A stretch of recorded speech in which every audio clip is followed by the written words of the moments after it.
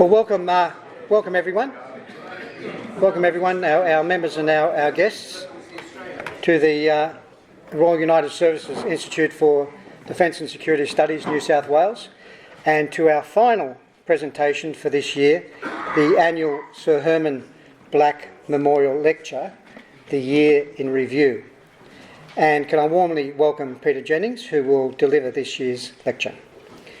Now, Sir Hermann Black...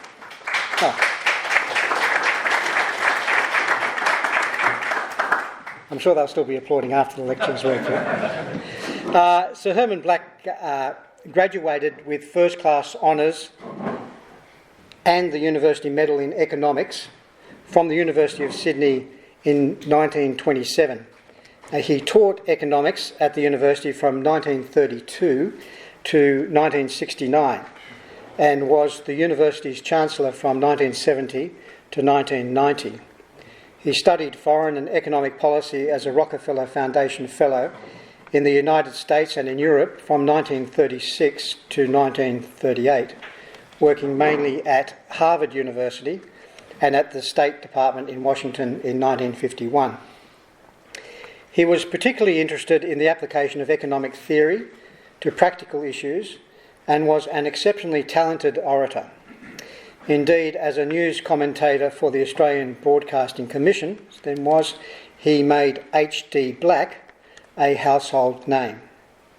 When he was the university's Chancellor, each November he addressed our institute, entitling his lecture, The Year in Review. In it, he examined the year's key strategic events and their implications for Australia. We have continued that tradition and honour his name, ending our monthly lecture series at the end of each year in November with the Sir Hermann Black Memorial Lecture, The Year in Review. Now, what I'd like to do is to invite Ron Lyons, our Vice President and Chair of our Events Committee, to introduce today's speaker.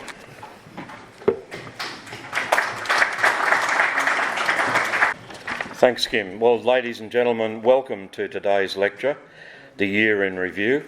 And as Kim has said, it'll be presented by Mr. Peter Jennings, AO PSM, Executive Director of Peter Jennings Strategy Consultants. Peter is an adjunct fellow with the Institute of Policy Studies, a Director of Strategic Analysis Australia, and a columnist with the Australian newspaper. He had a distinguished career as a senior public servant, which included the role as Senior Policy Advisor for Strategic Policy to the Prime Minister. He was then the Executive Director of the Australian Strategic Policy Institute for 10 years. Peter is a widely sought-after commentator on defence and security issues in print, television and radio, where he brings an informed and reasoned commentary to a roller coaster global and national security situation which unfolds quite literally every minute. Would you please welcome Mr. Peter Jennings to the podium? Well, Kim and Ron, thank you very much for that introduction. I feel compelled, ladies and gentlemen, to say the Prime Minister I worked for was John Howard. I just think it's worth kind of saying which one in the recent past. And so this is what I'm going to talk about, the year in review. A great pleasure to be asked to address the Sir Hermann Black Lecture. Of course, I didn't know Sir Hermann. He was a little bit before my time, but I did a little bit of research about him. Very interesting guy. And I think what was interesting about him was he had a real love to be able to explain current affairs to Australian audiences. He was a regular commentator on the ABC, something that they won't let me do, I would point out. There are times where I feel I'm banned by the ABC. Occasionally the quality control slips and I get to do like an ABC Perth Drive radio program for once every 18 months or something like that. But it's been a long time since I've been talking on the 7:30 report. But anyway, here's a rather lovely photo of Sir Hermann they're sitting in the centre of that row with Imran Khan, who I didn't know played club cricket for Sydney University back in the day. And I feel that Sir Hermann would probably be quite tickled to know that he was actually sitting with a person who would become Prime Minister of Pakistan, and who was now serving a 14-year sentence for corruption in an Islamabad jail where he was sent in 2024. It's a little bit of an open question about, was this a fix-up or was it genuine? I guess the truth of the matter is that you don't get to senior levels in Pakistan politics without there being the hint of corruption in that process. But mostly he was sidelined by the Pakistani army, who now say that what they are doing is running what they call a unified system of government, which is half the Pakistani army and half a democracy. And so I'll be interested to see if Imran makes it out of jail any time soon.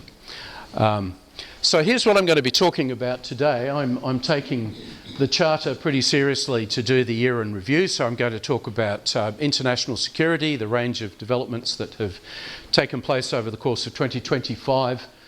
I'm going to talk about Australian foreign policy in 2025 because that's our response to what's going on in the world, and then I'll talk a little bit about defence as well, and then I'm going to finish with so what should we be looking out for in 2026, and I'll finish just to cheer you all up with where are the sources of risk of conflict in the world in 2026, and how should we be thinking about those things.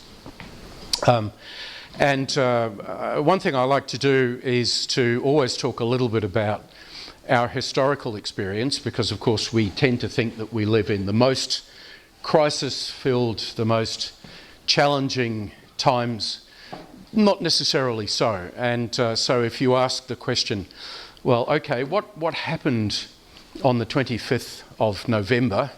Today's the 25th of November. What happened in history on the 25th of November? You come up with some interesting things. John F. Kennedy was buried today, 1963, in Arlington Cemetery in Washington, D.C., after the terrible assassination. There you see Charles de Gaulle, along with 20 or so other heads of state that came to JFK's funeral. Haile Selassie, interestingly enough, if I can get my pointer to work. No, I can't, but you can see Haile Selassie, the emperor, then emperor of Ethiopia. So that was one 25th of December, but then going back even further, of course, look at the Second World War. Late November 1941, you could really take to be, I think, the turning point of the history of the Second World War, which was when the German army advance ground to a halt on the outskirts of Moscow. And really for the Nazis, it was downhill from there on, from the rest of the war. So a very significant turning point in Second World War history. Battle of Brisbane, ladies and gentlemen, began tomorrow, November 26, 1942. A riot in Brisbane between Australian soldiers and American soldiers. A couple of take-no-prisoners American military policemen there being photographed outside the Brisbane Hotel. My dad was a combat veteran of the British Army. Normandy landings, possibly the day maybe up to about 48 hours after D-Day, not completely sure, but he fought in a whole range of combat operations all the way from France into Germany, wounded several times. He used to say to me, and it was certainly true, that the only war injury that survived to plague his health in later years was where he was hit on the shoulder by a baton from an American military policeman in a fight somewhere in Germany. He couldn't lift a shoulder higher than about that for the rest of his life. So he had a particular love for American military policemen. And I just wanted to share that photograph with you, different part of the world, of course. In November 25, 1944, well, of course, we're well into the American military operations to island hop, as they call it, to get closer to the Japanese mainland. And on this day, we had the US aircraft carrier Intrepid, hit by two Japanese kamikaze aircraft. The Intrepid survived. And of course, again, at this stage in 1944, we're well and truly into the end stages of the Pacific War, with really Japan playing out, the last of its few remaining cards to defend the home islands. So interesting history. We've certainly been through some pretty dire periods in military history in the past, and I've just gone silent here. What should I do? Here we go. Just last one of the historical note, Battle of Sushon in the Korean War, December 1, 1951, actually started a little bit earlier in November. Australia had a squadron of Gloucester Meteor aircraft operating, and on December 1 we lost 3 of those aircraft and 3 of our pilots in what is now North Korea. So of course war continued after the Second World War, and in Korea we were beginning to get the foundations of the Cold War and the partition of Korea, which remains through to this day. But here's what I'm really wanting to talk about now, is the current range of conflicts that we face, and this is a map just from a few days ago about the state of the conflict in Ukraine. The area that you see covered in red comprises 2 main parts of Ukrainian territory, area which has been already taken over by the Russian military, an area which the Russians are saying should now become permanent parts of Russian-occupied Ukraine under the terms of a rather unequal peace deal which has been at least drafted by the Trump administration. And Trump has given until Thanksgiving, the end of the month, to say to the Ukrainians, all right, now's the time. You need to be prepared to trade land for peace. Which I think is something that's going to be exceptionally painful to the Ukrainians to have to do, not least because, I don't think this is working, but basically that defensive line which the Ukrainians have established is the best defensive line that they can put in place to stop a future Russian attack from sort of pushing across the central plains of Ukraine before they hit the Dnieper River, which kind of runs like centrally through Ukraine itself. So a critical moment. And if you listen to the news, what it would seem is that the Ukrainians are now attempting to modify the peace treaty which the Trump administration, in the form of Steve Witkoff, has put together in order to, for example, give them the opportunity to maybe join NATO, or to at least establish some sort of security treaty with the Europeans. So where I think we're going to go in the course of 2026 is that we are likely to see at least some sort of temporary ceasefire. Why? Because the Americans are imposing it on the Ukrainians. And temporary because I don't think this is going to be the end of Russia's desire to essentially get to Kiev, kill the Ukrainian leadership and take over the country and run it much as they had during the really the period of the Cold War and from actually the 1920s. What might make that judgment change, I suppose, is if the Ukrainians conclude that there's simply no way they can accept the terms of the peace deal and they keep fighting. But that's going to be difficult. We've got a winter coming up. We've got a sustained Russian air campaign which has been about destroying Ukrainian critical infrastructure. We've got a society which is exhausted, lowering the conscription age. They've done conscription a little differently in Ukraine. They started with the older folks, basically the 40, people in their 30s and 40s, because they didn't want the young to be killed. They've progressively lowered the age of conscription as Ukrainians have died. Emotionally, I think this is a country that wants to keep fighting. Intellectually, I think they realise that they're probably towards the final stages of that conflict. And of course, they're the key players.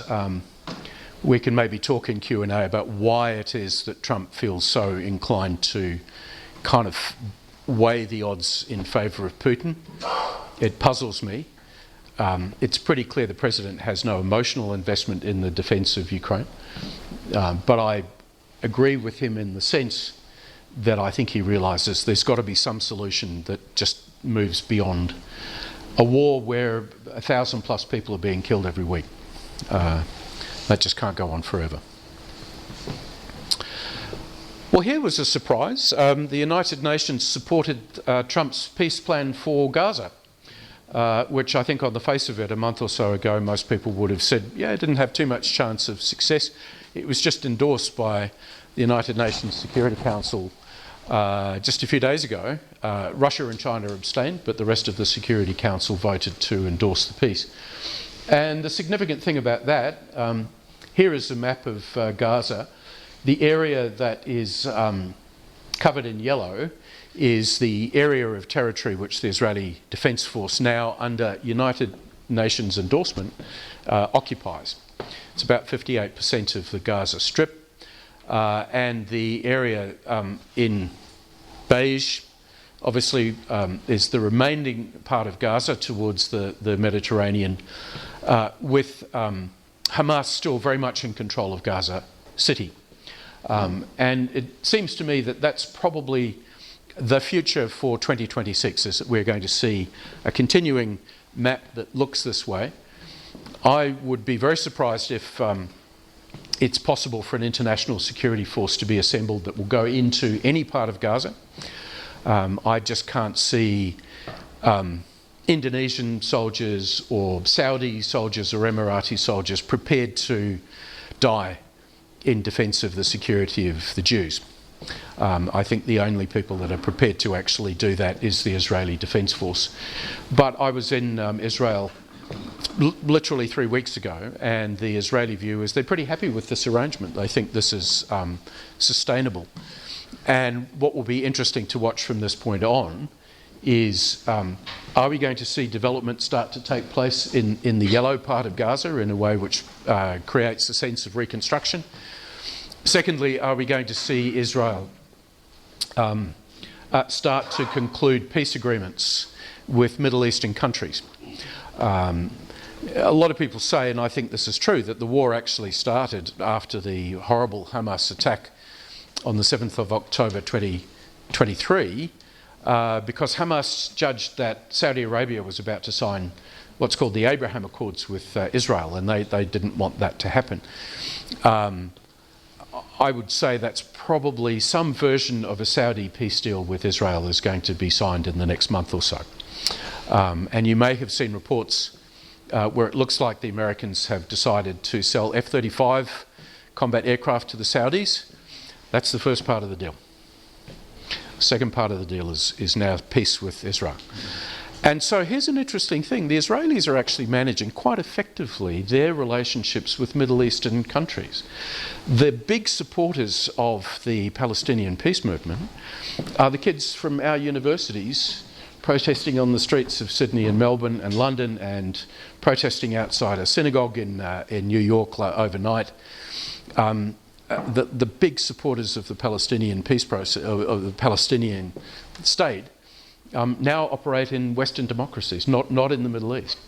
And so I think it's going to be fascinating to see how that plays out over the course of 2026. Come back. At the meantime, as that's happening, Iran.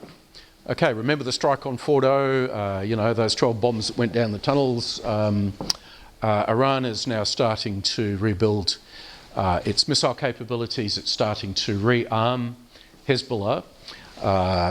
Less so, I think, Hamas, because they're kind of bottled up in Gaza, very difficult for the Iranians to get to them. But we haven't come to the end of Iran's interest in wanting to be able to become the dominant strategic player in the Middle East. It's had a major setback to its nuclear program, but contrary to President Trump's assessment, it's not finished by any stretch of the imagination. The Iranians have gone a very long way to make their program as hard to destroy as it possibly can, pushing it to many points around the country, not just Fordo. And so that's another thing to look for in 26 is the rebuilding of Iranian military capability. What I'm interested in particular to see is, will they continue to try to fund Hamas? Open question. Will they fund the Houthis? I'm not so sure. Will they fund Hezbollah? Certainly, if they can.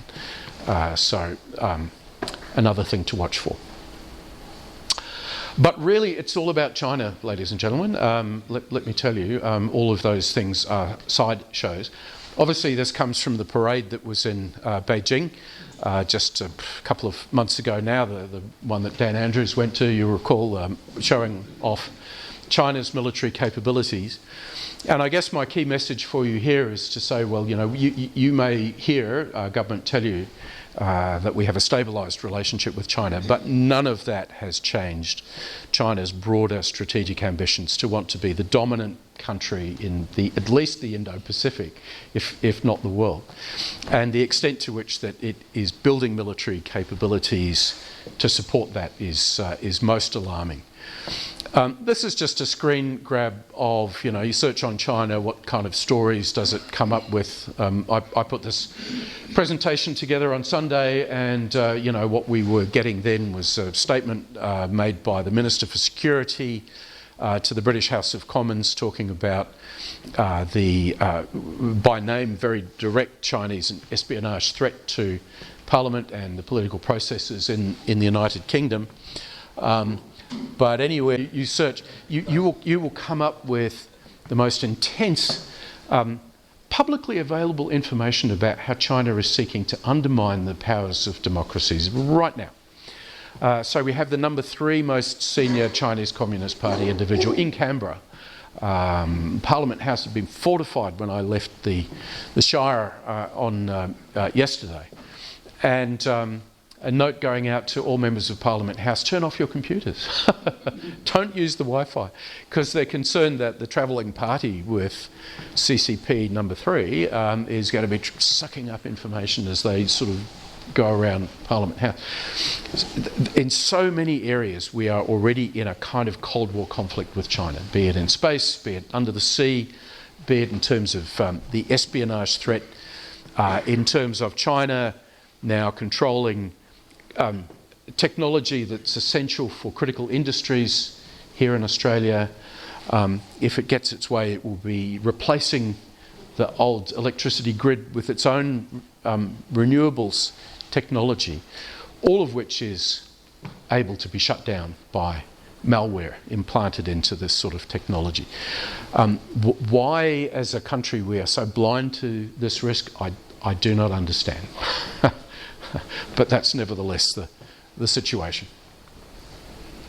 And the Trump doctrine, it's very clear. Trump is not an isolationist. I think it's a mistake to say that he is. But he is a person who wants to make American interventions in the world very select and very limited. So it's things like those 12 strikes on Fordo, a very discreet form of use of highly specialised air power, no boots on the ground. Venezuela is interesting, and I'll talk about it a little bit later in terms of things to watch out for in 2026. But very interesting to see the Americans now targeting these drug boats, you know, which come into the United States in large numbers. And the Americans have just decided they're going to destroy them. So, you know, Trump, I think, is more than prepared to use military power as long as it doesn't involve long-term commitments of ground forces. That's kind of the Trump doctrine, which emerges in his second term. Okay, I want to talk about Australian foreign policy. I've kind of given you a sketch of some of the bad things happening in the world. What are we doing about it? If you're interested in these sorts of things, I commend to you a speech that Penny Wong gave to the Australian Institute for International Affairs, which Sir Hermann Black was very closely involved in, by the way. The Australian Institute for International Affairs. Penny gave a speech which was almost, you could almost read it like a bit of a retirement speech. You know, here's what I've done over the last 4 years, in which she sets out, you know, what's the core of the Albanese government foreign policy. And I think it comes down to this, the pretense of stabilised relations with China. And we certainly are in a better state in as much as, politicians can visit, ministerial dialogues can take place. Trade has been, I think, in almost every respect resumed from the limitations that were put on during COVID and, you know, the appalling thought voiced by Scott Morrison that maybe we should find out where the virus actually came from. I mean, how terrible that someone would want to do that. So, relations with China stabilised. Wong is herself very focused on this idea of Australia as a middle power. But if I had to sort of edit her speeches for her, I would say a smaller middle power is how she conceives of Australia's place in the world, cooperating with the countries of Southeast Asia, acting as the big family member of the Pacific Island communities, and really not seeing a role for Australia much beyond that. That's kind of the Wong approach. Very focused on rules of the game, or the international rules-based order, as it's called, where if you're a kind of a hardline strategist like I am, I would say, you know, that parrot is dead. You know, the international global order kind of died when the Russians invaded Ukraine for the second time in 22. And a more distanced type of ally of the United States. The sort of ally where it doesn't matter too much that the Prime Minister doesn't engage with the President for 11 months. You know, that's the kind of allied relationship that I think Wong aspires to deliver and has delivered in terms of Australian foreign policy. But there's another element to this which I think is also worth bringing out, and that is what I'm going to call emboldened elbow. And that is to say, after the last election, when the government was returned with an absolutely thumping majority, the worst election outcome for the coalition in history, I think, you've now got the Prime Minister thinking to himself, well, yes, he can actually implement some of the more radical ideas. I think Albo was elected in the first term wanting to govern from the centre. I think his conclusion from the election for the second term is that he can govern from the left in terms of issues which matter to him. And that's where we get things like Palestinian state recognition, obviously no U-turn on climate, even though I think the rest of the world is now beginning to sort of scratch its head and say, gee, have we got this absolutely right? Constrained defence spending, zero indication that the government's interested in moving on to do more for defence. A sort of privileging China in our foreign policy outlook. And yes, there is AUKUS, but AUKUS is in the future. How far is AUKUS in the future? Just remember the crew of that first SSN AUKUS to be built in Australia are not yet born, right? The captain, the CO, senior officers, they may be 3 or 4. I will be in my late 90s by the time the 8th or 9th boat is delivered, hopefully still delivering the Hermann Black 2055 in review. So that's, in other words, what I'm saying is the government has actually gone to the left on foreign policy in its second term. Okay, now You may think I'm being very down on the government, and indeed I am. Some positives, I think they've done good work in the Pacific Islands, broadly, lifting our priority, being there, which is a large part of the battle. I think the agreement called the Puk Treaty signed with PNG is a good one. If it gets us to the point that we're bringing ADF back into Port Moresby in or Papua New Guinea in a significant way. So I give the government credit for that. My biggest criticism, too much of this. Just way too much of this. And a failure to do, for example, what the British have now done, which is to speak in very public terms quite openly about the downside risk of over-dependence on the PRC and refusing to acknowledge the very real negatives that are happening right now in terms of the relationship. Okay, let me talk a little bit about defence now, and really the story of defence in 2025 is a story of an organisation which remains significantly constrained in terms of its financial situation. A huge amount of work happening to sort of modernise the force structure of the organisation, but coming at a terrible cost, which is to say that savings and efficiencies are being made in a way that's cutting the capability of the current Defence Force in order to try and find resources to invest in the future Defence Force that we're going to have in 2030 and 2040.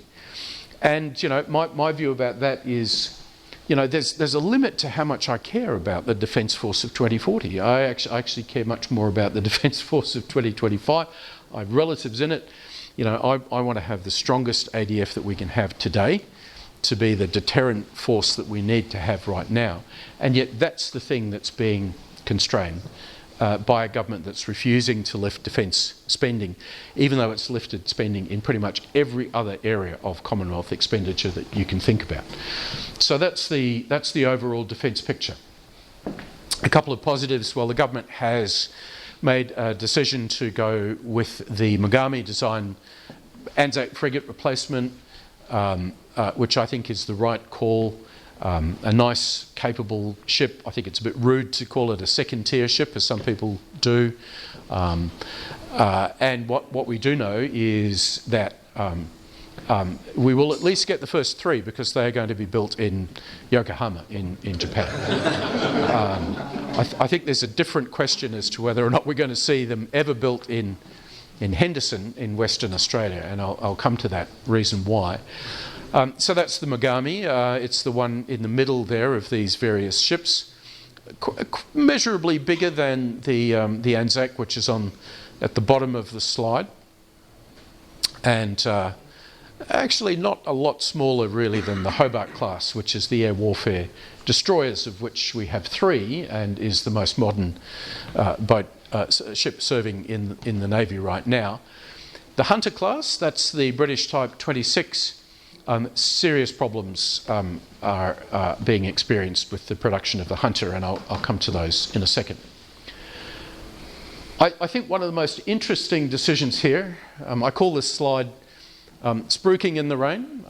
This is Richard Miles and his offsider Pat Conroy at the launch of something called the Ghost Shark, which is an autonomous submarine using artificial intelligence, a very high level of artificial intelligence, to function at sea independent of human control for extended periods of time. Sort of about the size of a bus. Very interesting piece of technology. Most of the hull is actually computer is printed. You can use 3D printing to actually produce a lot of the technology. And you can shift out the central parts of the vessel to put in a surveillance package or a weapons package or a range of other designs. Built by an American company called Andural.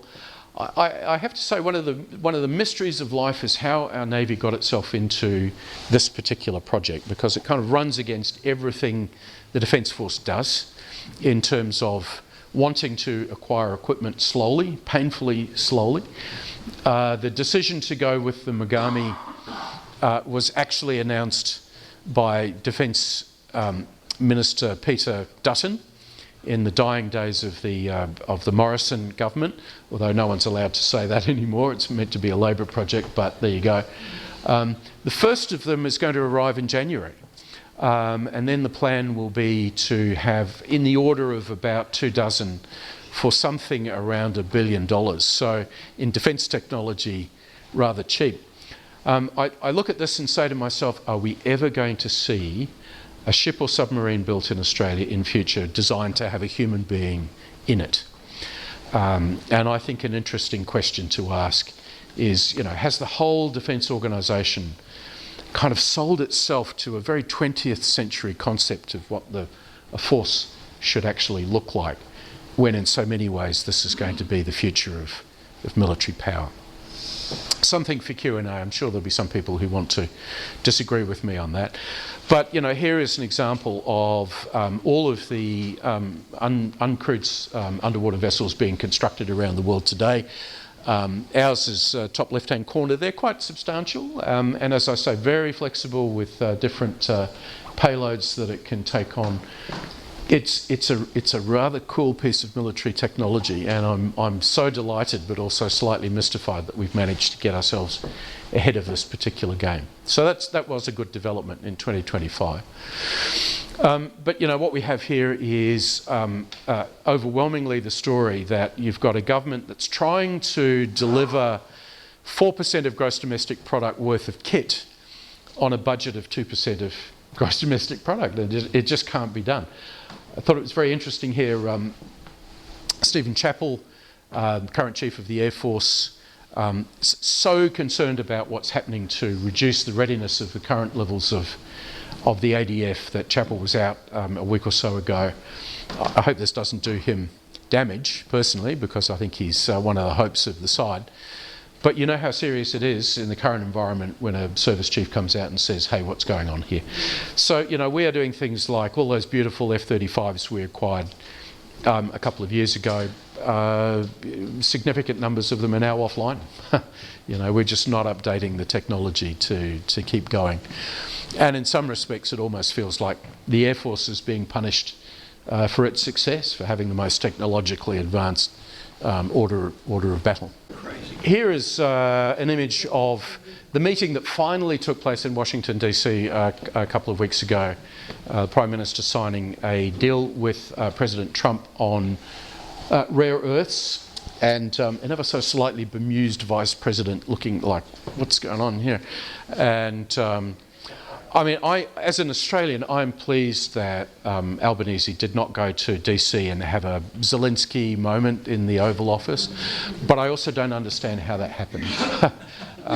And I don't understand how it happened because, he has resolutely refused to lift defence spending when the Americans have said to us, well, we really think you should. And, so why was Trump like that? We have Pine Gap. It's not as important as it used to be.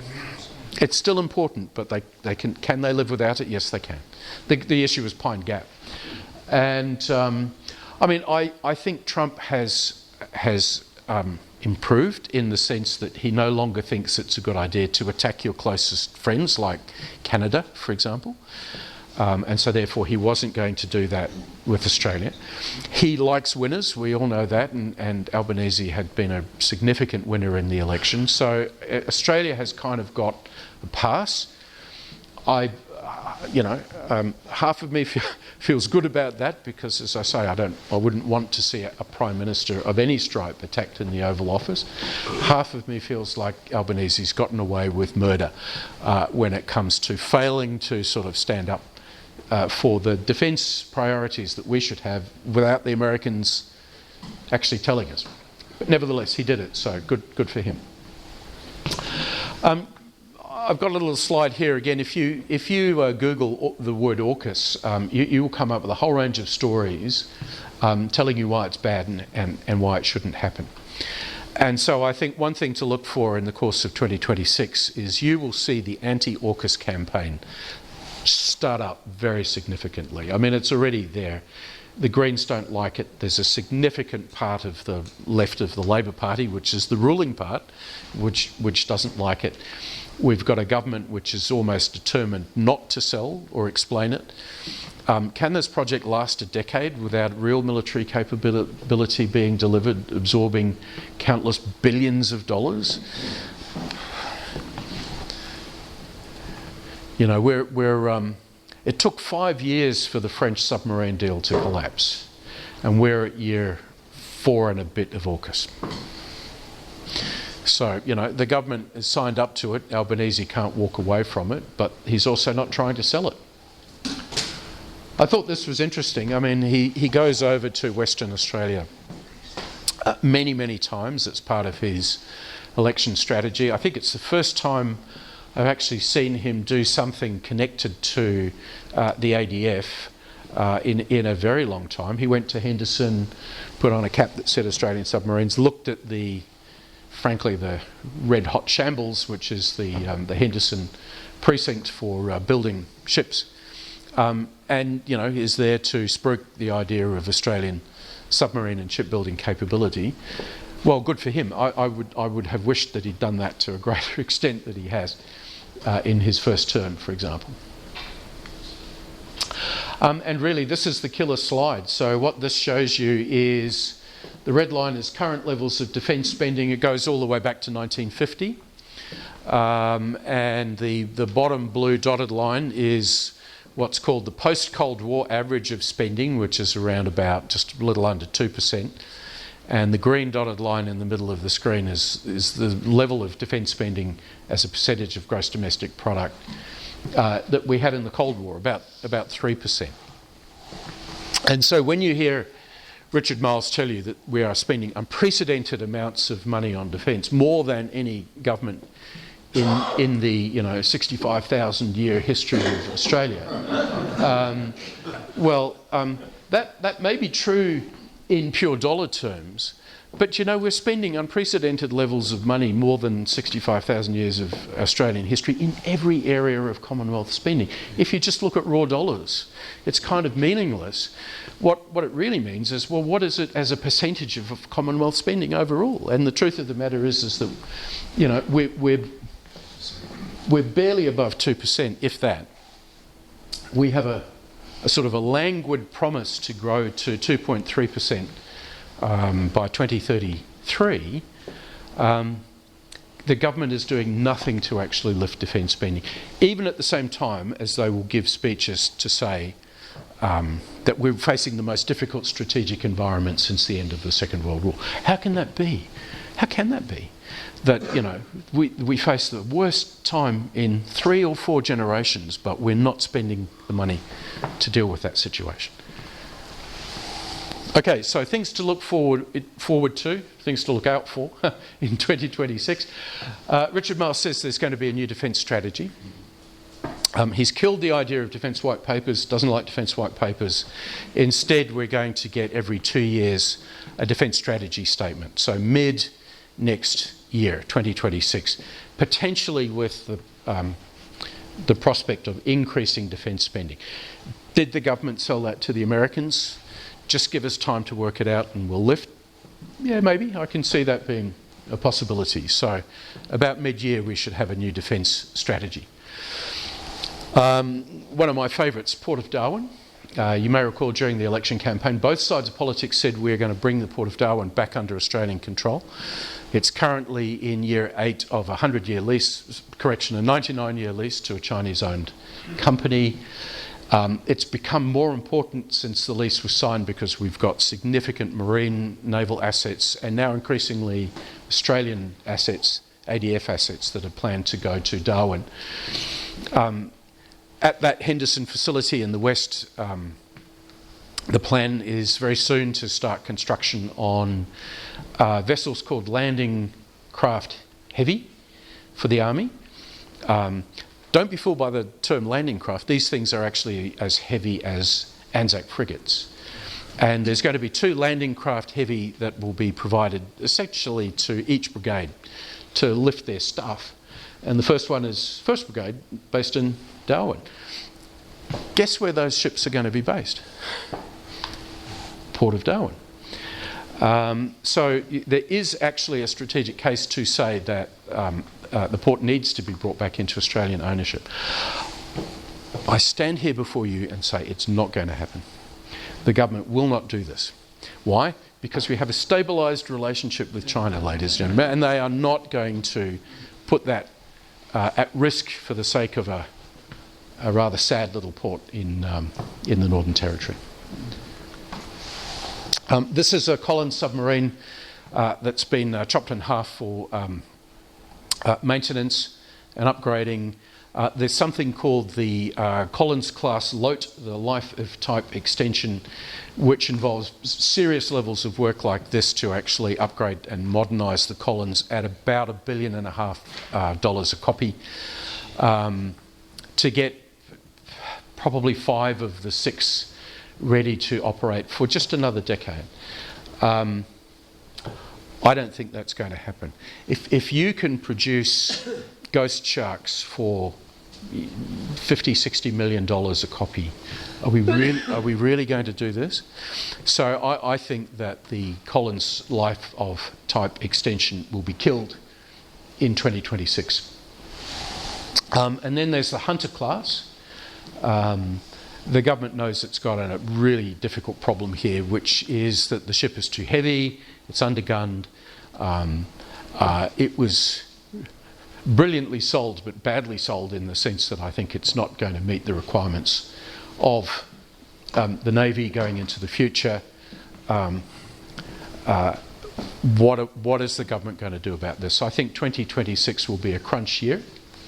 And again, I come to a point which is that I think we're just at the cusp of a point where crewed ships and aircraft are probably finished in terms of modern military forces as we go forward. So I reckon the jury is out on the future of the Hunter class. AUKUS, of course, I think, as I've said, we're going to see more and more in the way of opposition to AUKUS. The government is going to have to start to make a move on some issues which it's been kicked off into the long grass for as long as it possibly can.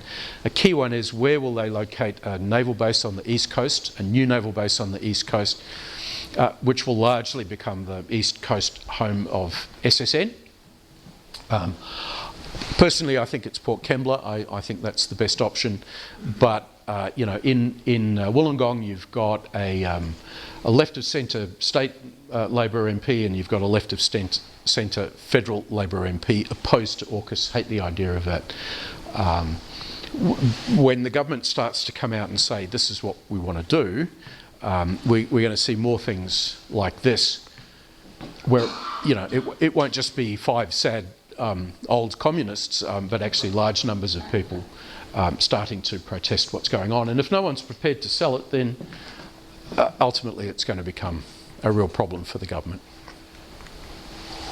Now, if you want a solution to any of these problems, can I suggest you race out and buy my book, ladies and gentlemen? I'm very disappointed to see it's not for sale downstairs in the bookshop here, but I produced this with some friends back in March of this year. You can actually, it's a real steal, you can download it for about $11 on Amazon, so for those of you that like Kindles and things of that nature. But what this did was attempt to set out an agenda for a government that it could implement in the first 3 years after the last election campaign in terms of modernising the Australian Defence Force to give it real effect today, not 2050 or something of that nature. So I do commend it to you, as they say. Okay, so I'm going to finish now with some things to watch out for in 2026, just very quickly.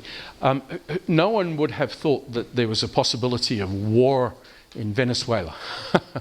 And, I have to say I haven't spent a lot of my life reading about Venezuelan politics, but it's worth doing, because right now we've got the Gerald R. Ford, the most modern American carrier plus a battle group in the Caribbean, a significant marine amphibious presence as well, with questions being asked about, so what is the intention of the American government with regard to the Maduro regime, which is the illegal government of Venezuela that essentially stole the last national election and has really become a drug cartel that took over a country, is the best way to describe the Maduro regime. Backed by, of course, our friends, China, Russia and Iran. Because if you're a drug cartel, naturally you want to get with the strength and support those countries. So the question will be, what is the Trump administration going to do?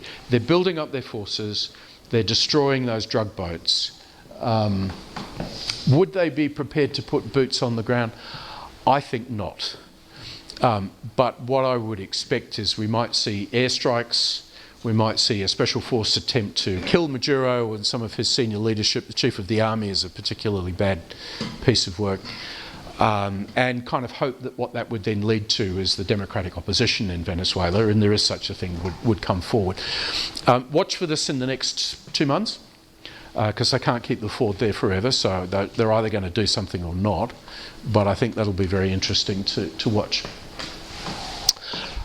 Will China attack Taiwan in 2026? Probably not, but I think we will see, as this slide shows you, examples of Chinese military exercises around Taiwan.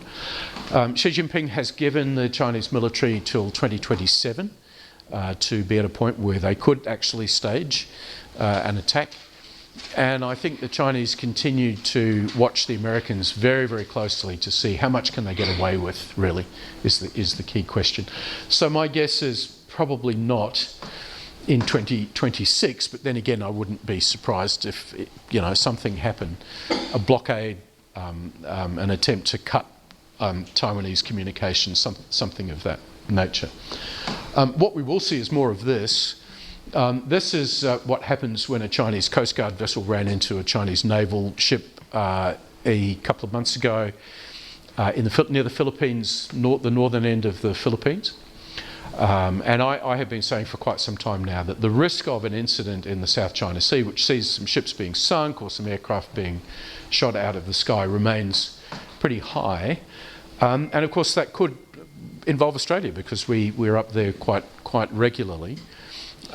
So I think the potential for the stabilised relationship to collapse in a puddle of fiction in the course of 2026 remains high, and must surely worry our government when they realise that no number of visits,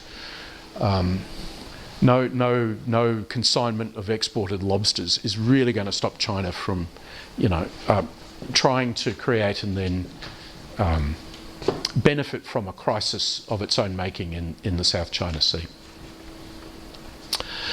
Ukraine, well, I've told you what I think about that. I think a forced and uncomfortable peace process with Zelensky in some respects acknowledging the inevitable, Russia doing better out of it than it deserves, and hopefully the Europeans concluding that they need to get even more serious about their own security. But I think we'll also see more of this. This is, of course, the Ukrainian drone attack against a whole range of Russian air bases, which took place 3 or 4 months ago now. Very clever attack. They sent a whole bunch of containers with drones in them, took them to the perimeters of air bases. The walls of the containers fall away, uplift 50 or 60 drones, and they go off and engage in this sort of damage. I think Ukraine will get more desperate and more punitive in terms of these types of attacks as 2026 goes on. And that will create its own dangers, unfortunately, but I think they feel that they've got their backs to the wall and they'll have to do this more of this type of activity. Almost done now. These charming gentlemen, this is the Iranian Revolutionary Guards Corps, and that's just there to say, they haven't gone away, they're back. Iran is not giving up, it's not become a Swedish democracy. That will continue to be a problem. Now, I'll finish with three very busy charts to show you that I can talk about things other than defence. And this is what is known affectionately as the Buffett indicator, which basically shows the extent of US stock market capitalisation to gross domestic product. And we're going right up there to what now people are calling the everything bubble. The prospects for a significant American recession in 2026 seem to me to be very high. I think we're kind of in the foothills of that already. Those stock market valuations do tell me that this is something that's not particularly sustainable. And of course this will flow through to Australia. So we're going to head into more difficult economic circumstances in 2026 and 2027. And just two or three more slides. Australian gold exports. Well, why do people buy gold? They buy gold as a flood to protect their money during times of economic uncertainty. And I'm sure if you watch the markets, you'll see that gold has dramatically increased in price over the course of the last 2 years, and I think will continue to do so. Interestingly, the biggest buyers of gold commercially these days, putting aside retail gold, but the biggest bank buyers of gold, China, Poland, Russia, where it can. It takes gold for oil. And what these guys are doing mostly is reducing their American dollar holdings. And when they buy gold, they're not buying them to store them in Fort Knox. They're buying them and physically transferring the gold to their own locations. So gold is, if you're a country, a form of independence. And that's why we're seeing the price go up.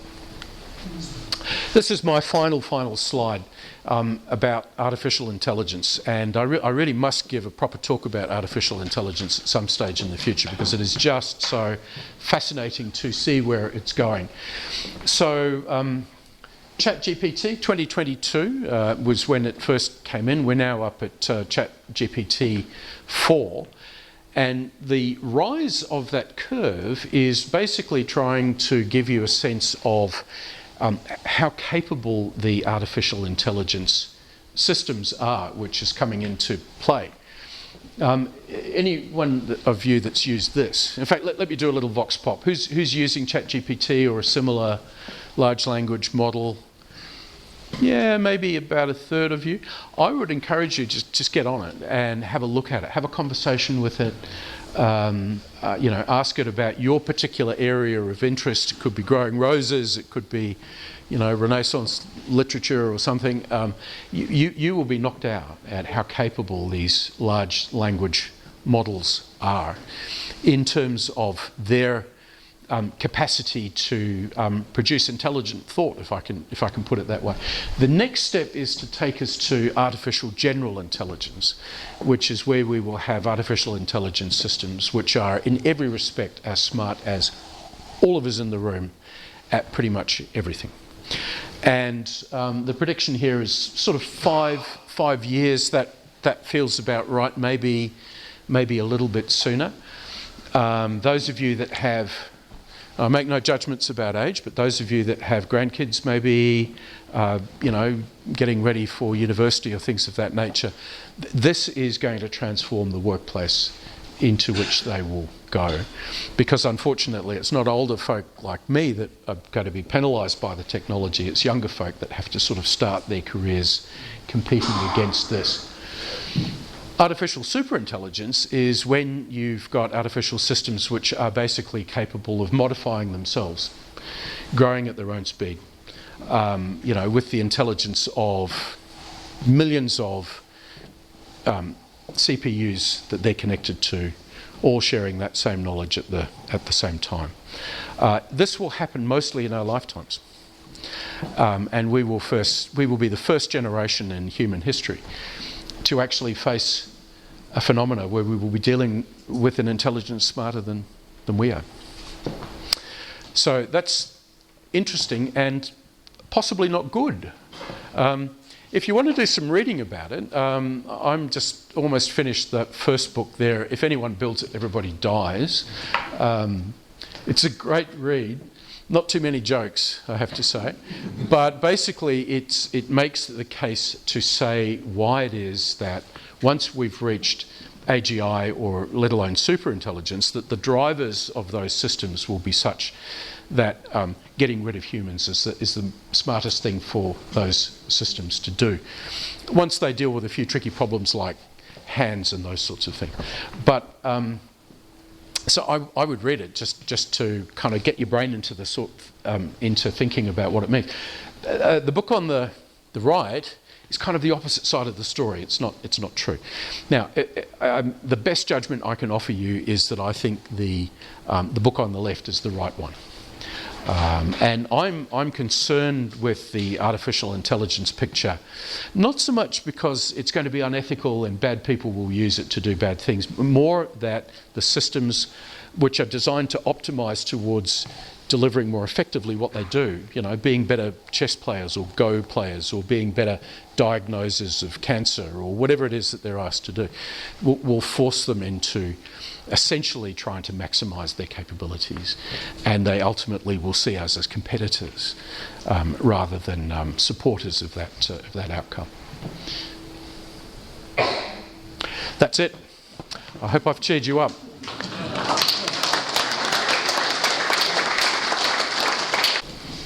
So I think you were first. Bill Sutherland, member here.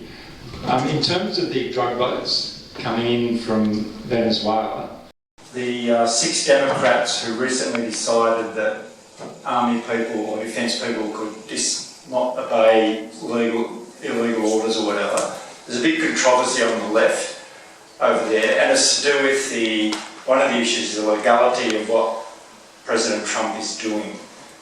I'm just wondering if you had a view on, is it legal what he's doing, shooting up these drug boats? Look, I'm not a lawyer, and so I don't really have much that I can offer in terms of a legal interpretation. I, for example, think back to our Australian experience of dealing with pirate craft around the Red Sea, where we took those legal injunctions very safely. Does Trump care about that? Not very much, I don't think. I think Trump's focus, and I share some of this concern with him, is that those boats get to American shores, and the consequence of that is you get hundreds and hundreds of young people addicted or dead with drugs. By the way, a lot of what they're carrying isn't heroin, it's methamphetamine, which is coming from China, or precursors which they get used to make both legal and illegal drugs, but illegal in that case. I think Trump is just working on the basis that most Americans will probably accept that stopping those things is a good thing to do. And does that satisfy tests of international law or various American Democrat politicians? Well, maybe not, but I don't think he cares. And frankly, I don't either. Yeah. David Deasy, RUSI board member.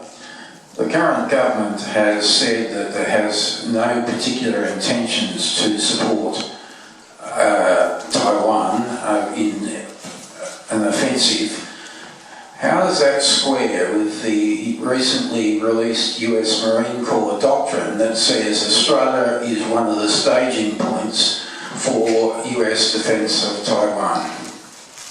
Yeah, it's a very good question. And so, another thing to add to your reading list is you should look at the declaration that comes out every year when OSMIN meets. OSMIN is our Foreign Affairs and Defence Minister and the American equivalents get together annually. And, the declaration is usually about 100 paragraphs, and 10 will be the substantive paragraphs that deal with defence cooperation. And if you look at the last half decade of OSMIN declarations, all of those defence paragraphs go to more positioning of American military capability in the top end of Australia. more capacity for their aircraft to operate out of our air bases, pre-positioning of equipment, pre-positioning of fuel, all of those sorts of things.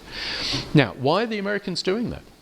Well, they have a strategy of dispersal, which is to say that they believe in times of high tension, where war might be close in the Pacific, they're going to get the Marines out of Okinawa. The Fifth Fleet will sail from Japan. American air forces will disperse from Guam and elsewhere. In a lot of cases, they're coming to Australia. And I can tell you that the American plan for the defence of Taiwan starts in northern Australia. Now, our government knows this.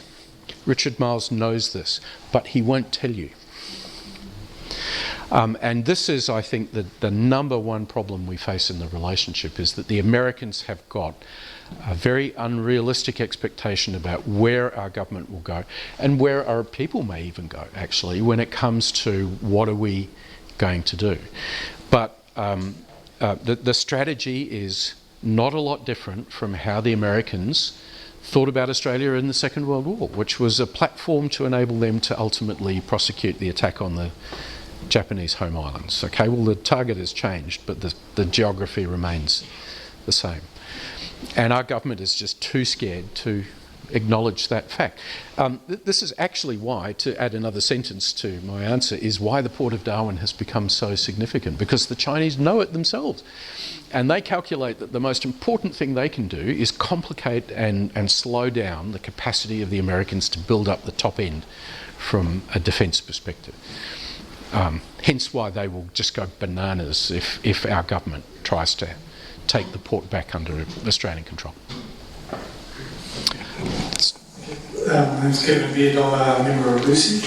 I just want to follow up a question that I asked you in 2019 when you spoke this year. just to remind you, I don't expect you to recall, but just to remind you, I asked you a question about missile defence, which, to summarise in my own words, you said that was, used the example of Canberra, missile defence was pointless, to which most Australians agree. But have you changed your mind about missile defence in the intervening years? That's a very good question. Look, it's actually gotten a lot better, I think, is the short answer. And, there's been practical demonstrations and proof of that in Ukraine and in Israel. But it's still a very, very difficult, if not almost impossible, physical proposition to defeat incoming intercontinental ballistic missiles coming down onto their target at a speed of something like 28,000 kilometres an hour, which is what an ICBM terminal velocity warhead looks like. Shouldn't we try? I'll tell you who should try, it's the Americans. And so when Trump has now developed Golden Dome, and what I'd say is that I think he's got a lot more chance, for example, than Reagan had at the time of Star Wars, because the technology has come on. In particular, direct energy weapons, so lasers, is probably one of the answers to that terminal velocity problem. Now, what should Australia do about it? I think we should sort of buy into that to the extent of having a seat at the table for science and technology development, but without pretending that we will be able to defend Canberra or Sydney or things of that nature.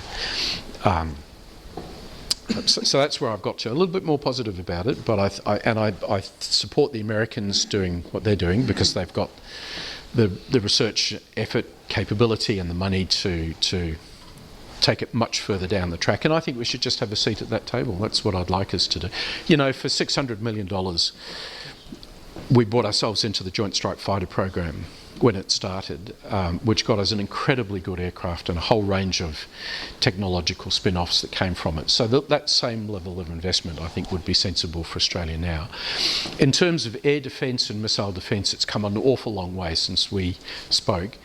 And if one can look in precise terms at what the Ukrainians are doing, it's immensely impressive what they can do at ranges of 200 and 300 kilometres.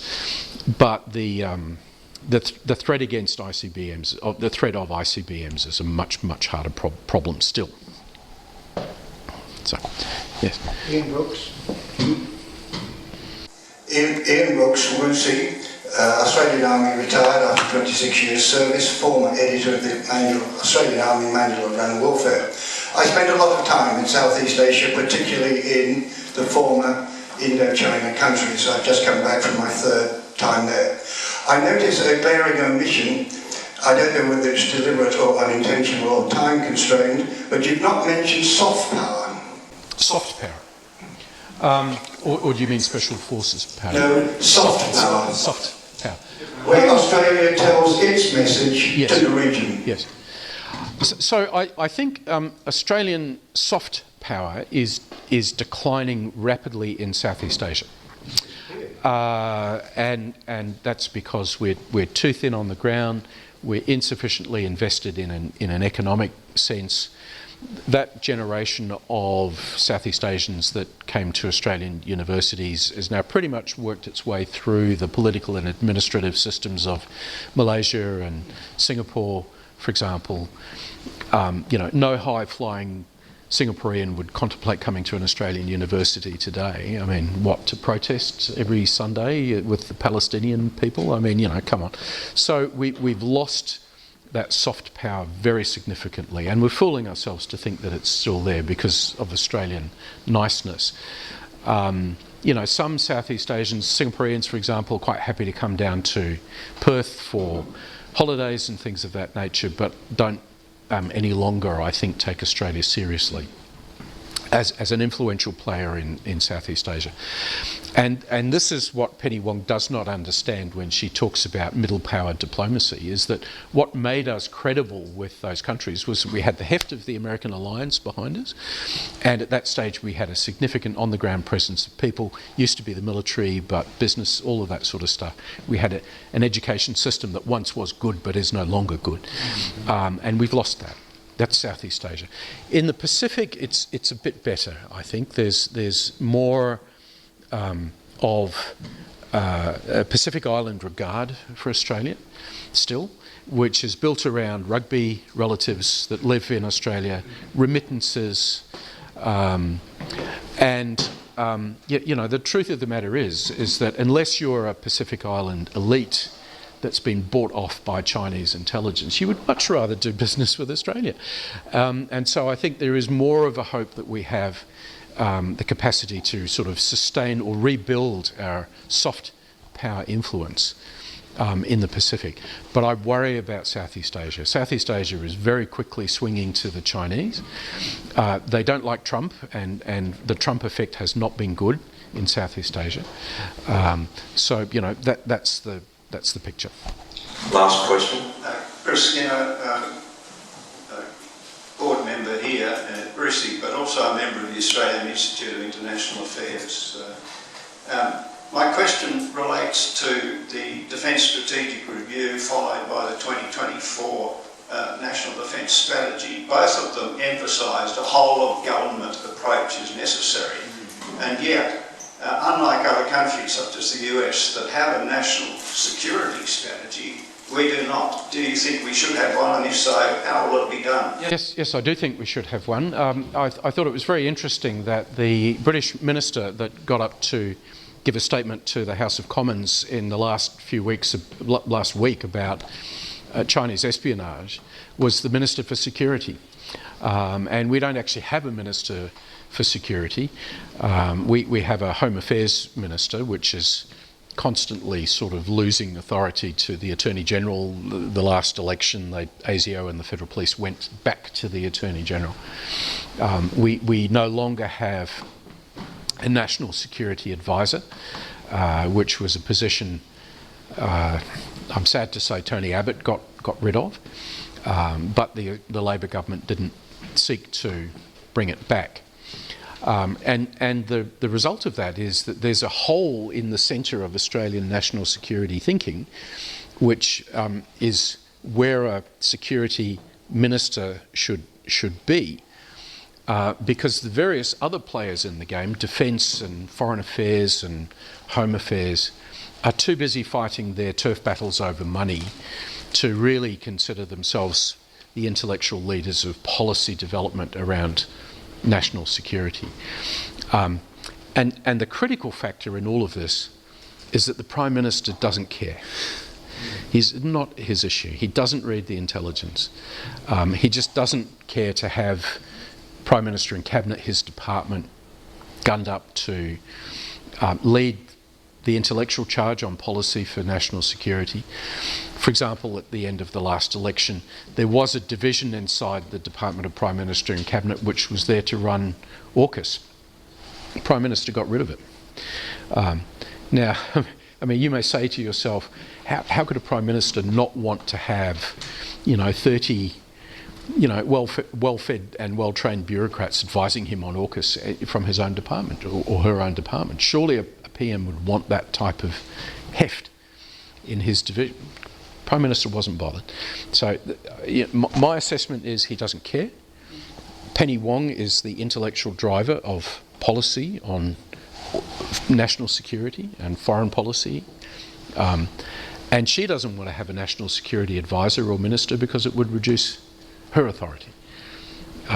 So that's the problem. It needs to be done differently. I would have a national security minister who would actually be an elected member of parliament, not a bureaucrat, because if you're a public servant and you go into that cabinet bear pit, you will always be put down by the ministers, the elected ministers. So it needs to be, in a coalition world, a James Patterson. And I don't know who would play that alternate role in a Labor government, but someone that's got a bit of thinking power that can actually shape policy. Yeah, whoever is the next Kim Beazley that's yet to be elected. Someone like an Andrew Charlton, maybe. I mean, you need a thinking MP to be the security minister, but we just don't have that, and it's a real problem for sensible policy development.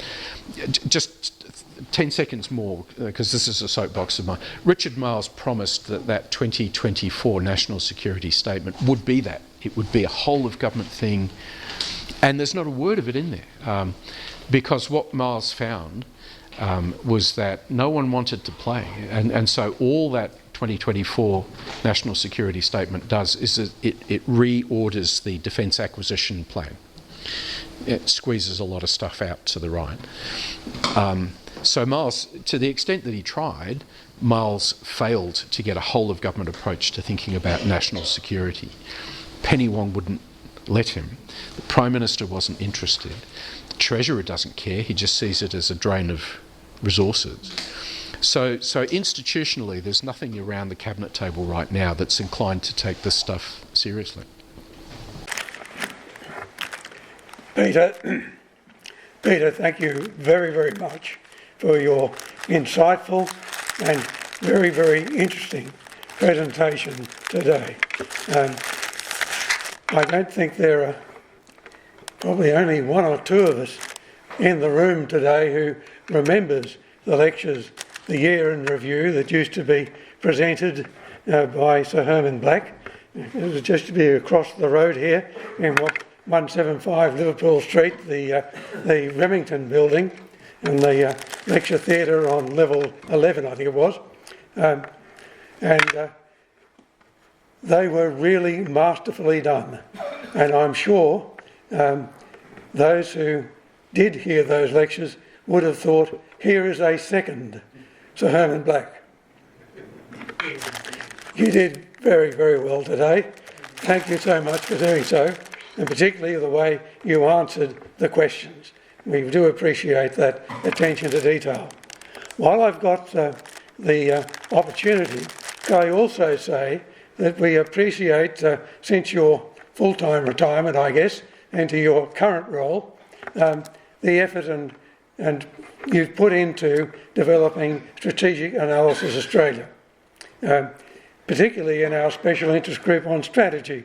We found the output, the podcasts, the various written statements and so on that have come from Strategic Analysis Australia, very helpful for our own thinking, and they've certainly featured prominently in the conversations that we have on a weekly basis in our special interest group. So I want to thank you for that as well. And I'd like, on behalf of the Institute, to invite you to accept honorary membership of the Institute for the next 12 months and to present you with an Institute tie.